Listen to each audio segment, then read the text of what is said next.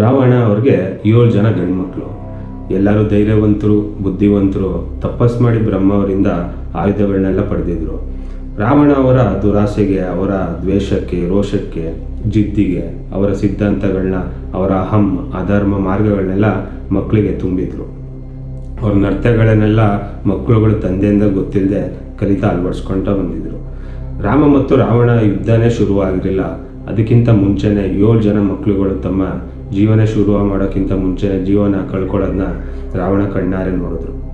ಇಲ್ಲಿ ರಾವಣ ಅವರು ಅವರ ನಡತೆ, ಅವರ ಬುದ್ಧಿ, ಅವರ ಕೋಪ, ಆವೇಶ, ಅಧರ್ಮ ಮಾರ್ಗಗಳು, ಅವರ ಚಿಂತನೆ, ಅವ್ರ ಮಾನಸಿಕ ಯುದ್ಧಗಳನ್ನೆಲ್ಲ ಸರಿ ಮಾಡ್ಕೊಳ್ಳೋಕ್ಕೆ ಅಥವಾ ಅವರೊಳಗಡೆ ರಿಯಲೈಸ್ ಮಾಡ್ಕೊಳ್ಳೋಕೆ ಏನಾದ್ರು ಮುಂದಾಗಿದ್ರೆ ಈ ಥರ ಆಗ್ತಾ ಇಲ್ವೇನೋ.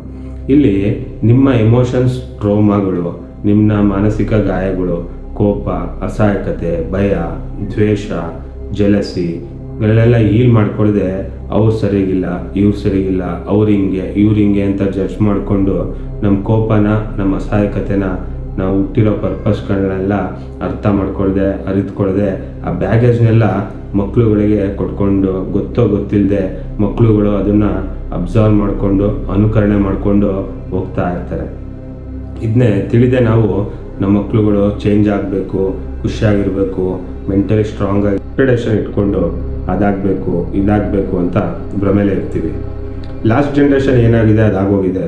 ಫಸ್ಟು ಈ ಜನ್ರೇಷನ್ ನಾವು ಈ ಟ್ರೋಮಾಗಳನ್ನೆಲ್ಲ ಹೀಲ್ ಮಾಡಿಕೊಂಡು ಸ್ಟ್ರೆಸ್ಸು, ಆ್ಯಂಗ್ಸೈಟಿ, ಇನ್ಸೆಕ್ಯೂರಿಟಿ, ಫ್ರಸ್ಟ್ರೇಷನ್ ಅನ್ನೋ ಈ ಟ್ರ್ಯಾಪಿಂದ ಹೊರಗಡೆ ಬಂದು ಖುಷಿಯಾಗಿರೋದು ಹೆಂಗೆ ಅಂತ ರಿಯಲೈಸ್ ಮಾಡಿಕೊಂಡು ನಮ್ಮ ಪರ್ಪಸ್ ಏನು ಅಂತ ತಿಳ್ಕೊಂಡು ಜರ್ನಿ ಸ್ಟಾರ್ಟ್ ಮಾಡಿದ್ರೆ ನಿಮ್ಮ ಮಕ್ಕಳಾಗಲಿ, ನಿಮ್ಮ ನೆಕ್ಸ್ಟ್ ಜನ್ರೇಷನ್ಗೆ ನೀವೇ godfather or godmother. ಇಲ್ಲಿ ಯಾರಪ್ಪ ಅಮ್ಮನೋ ಮಕ್ಕಳುಗಳು ಹಾಳಾಗಲಿ ಅನ್ನೋಲ್ಲ.